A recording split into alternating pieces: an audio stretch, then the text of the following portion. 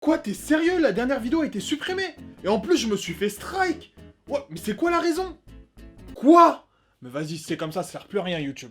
À tous, j'espère que vous allez bien. Moi, ça va pas... Non, en fait, j'ai le seum de ouf contre YouTube. Parce qu'en fait, j'ai fait une vidéo samedi dernier qui traite seulement de mon rendez-vous chez le coiffeur au Japon. Un truc totalement banal. Plus banal que ça, c'est Toto aux toilettes. La vidéo avait plutôt bien marché et s'était retrouvée dans les tendances pendant 2 jours. Sauf que le lundi matin, je reçois un tweet qui me dit hey, pourquoi t'as supprimé ta vidéo? Comment ça, j'ai supprimé ma vidéo? Comment ça, j'ai pas fait 10 heures de travail pour supprimer la vidéo? Non, ça doit être une erreur. Du coup, j'ai été voir sur YouTube et effectivement, la vidéo avait été supprimée. Et en plus, la cerise sur le clodo, je me suis fait striker. Je me suis fait striker sur YouTube parce que je parlais de mon rendez-vous chez le coiffeur. Alors je veux bien que YouTube vous serrez un peu plus les vis, mais quand même, je pense qu'il y a d'autres gens à striker que des personnes qui parlent de cheveux. À un moment, qu'est-ce qui se passe sur YouTube? Le président directeur général, il a un problème de chute de cheveux, et du coup, il a le seum contre les gens qui ont un peu les cheveux longs, c'est ça? Faut m'expliquer. Si c'est que ça, faut me dire, moi je vous envoie quelques mèches, tranquille, hein, mais qui débloquent la vidéo et qui m'enlèvent le strike. Mais finalement, je me suis surpris moi-même, je me suis dit, attends, je me suis fait striker, comme tous les gros youtubeurs. Mais ça veut dire qu'en quelque sorte, je suis un peu quand même reconnu par YouTube. S'il y a l'œil de Sauron de YouTube sur ma gueule. Mais ça veut dire que j'ai percé.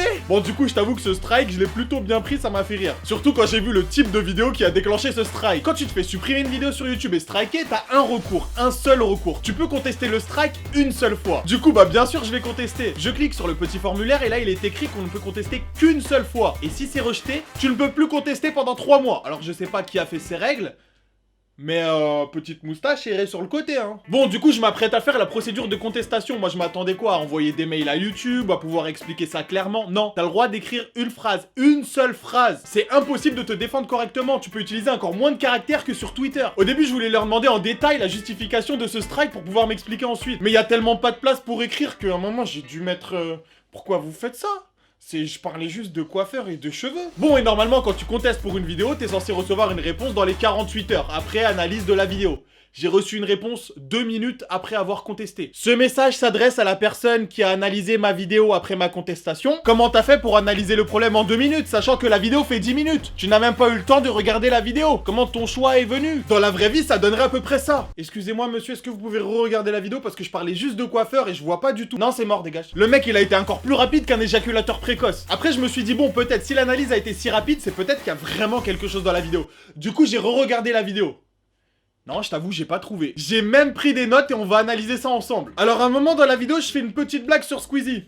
Une petite blague pour taquiner les gens de petite taille. Et c'est pas une blague méchante, je me suis juste accroupi comme ça et j'ai dit « Oh, on dirait Squeezie ». Tu vois, la blague, limite, elle est même pas drôle. Mais personnellement, j'ai rien contre les gens qui sont petits, c'est même plutôt une qualité. Vous pouvez passer sous les meubles, ramasser des trucs que nous, on peut pas, les grands. En plus, nous, on se cogne tout le temps. Vous cognerez jamais. Donc c'est plutôt un avantage. Après, j'ai réfléchi, je me suis dit « Non, Squeezie, il a des millions d'abonnés, lui, il s'en fout, il me connaît même pas. Pour lui, je suis une endive, tu vois. » Du coup, j'ai continué mes recherches et je me suis dit que peut-être c'était les coiffeurs. Il y a peut-être une organisation secrète de coiffeurs chez YouTube. C'est peut-être un sujet sensible, bien que je n'ai rien dit de mal à propos des coiffeurs. Au contraire, j'ai fait une éloge des services de coiffure au Japon, dans l'humour et la bienséance. Sans aucun gros mot. Bon, si c'est pas la mafia des coiffeurs, il reste qui? Bon, j'ai fait une blague sur les footballeurs, ou plutôt leur coupe de cheveux qui, souvent, n'est pas homologuée pour les routes françaises. J'ai simplement dit qu'ils avaient des coupes de cheveux extravagantes.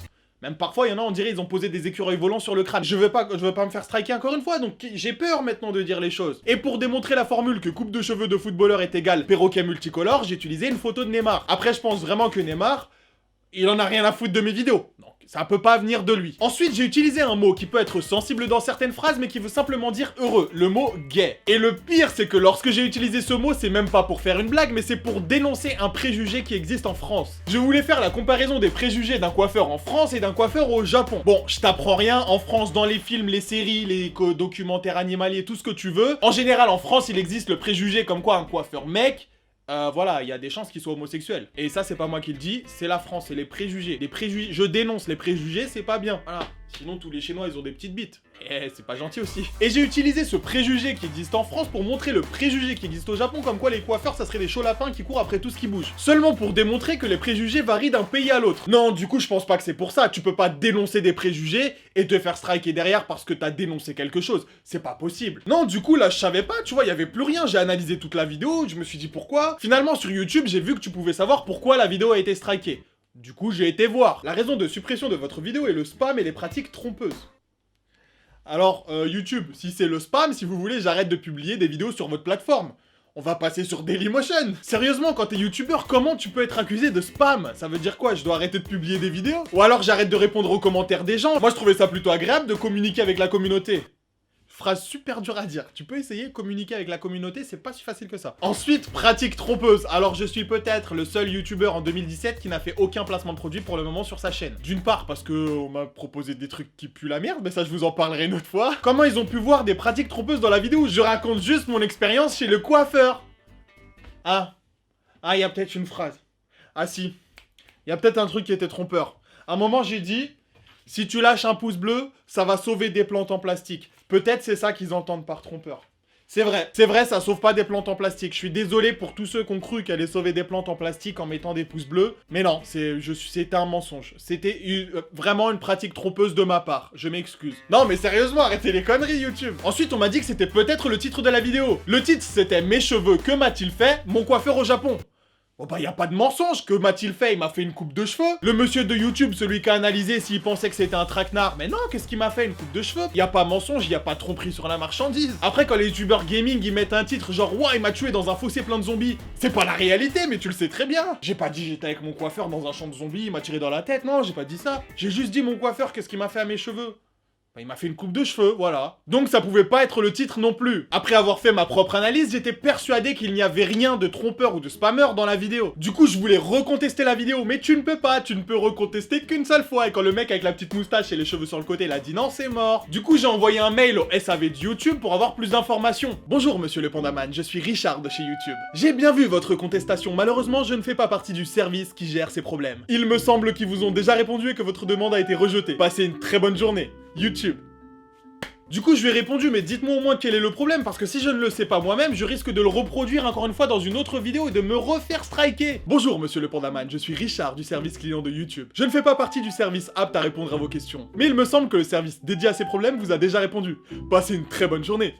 Non, du coup, là, j'ai craqué, j'ai perdu toute dignité, hein. Je lui ai répondu, pitié, Richard, fais quelque chose. J'ai juste parlé de mes cheveux. Aide-moi, je t'en supplie. Bonjour, monsieur le Pandaman, je suis Richard de chez YouTube. Malheureusement, je ne peux rien faire. Mais faites attention pour la prochaine fois. C'était le SAV YouTube, au revoir. Écoute-moi bien, Richard, un jour, je vais te retrouver. Et quand je vais te retrouver, je vais rien te faire, mais je serai pas content.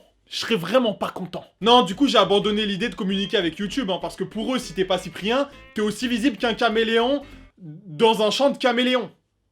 C'est difficile à voir. Du coup, on m'a conseillé de prendre contact avec mon network pour qu'ils prennent contact avec YouTube.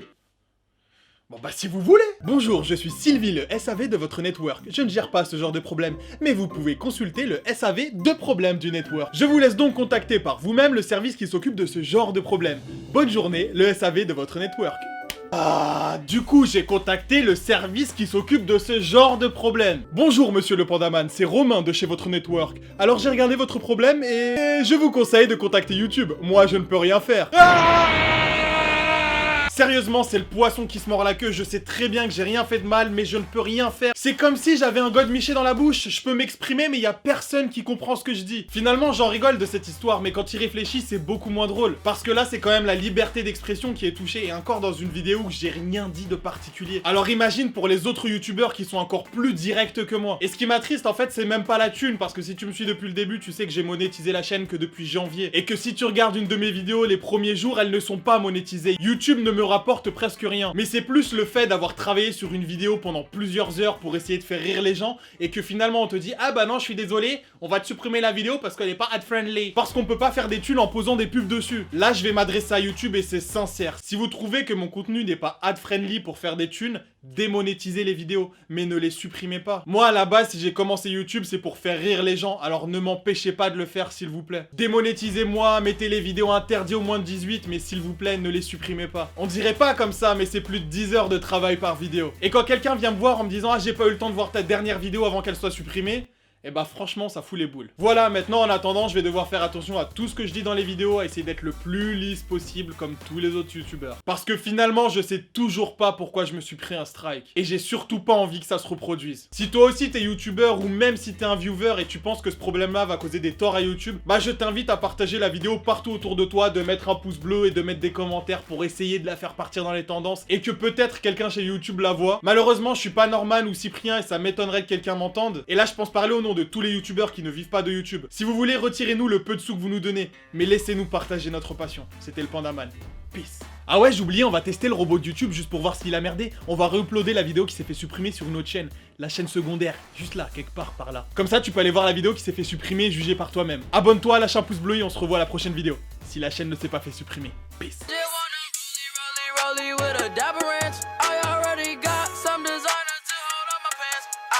Some ice on my wrist so I look better when I dance. Have you looking at it, put you in a trance. Je suis le premier youtubeur qui analyse ses propres vidéos. Ça, faut le savoir. Moi, j'ai spammé.